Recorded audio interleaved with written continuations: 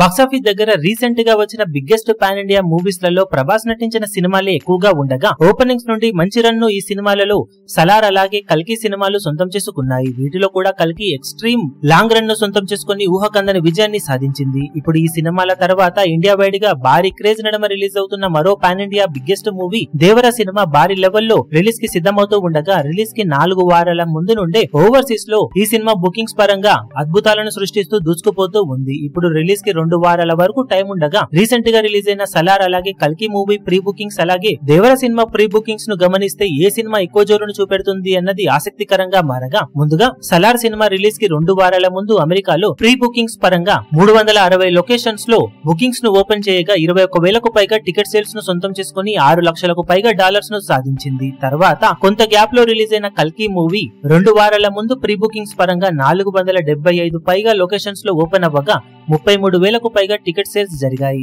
దాంతో $1.06 మిలియన్ కి పైగా బుకింగ్స్ ను సొంతం చేసుకుంది ఆ సినిమా. ఇక ఇప్పుడు దేవర సినిమా 2 వారాల ముందుకి 450కి పైగా లొకేషన్స్ లో బుకింగ్స్ ఓపెన్ అవ్వగా సుమారు 38,000కు పైగా టికెట్ సేల్స్ ను సొంతం చేసుకుని $1.2 మిలియన్ మార్కును దాటేసి సంచలనం సృష్టించింది.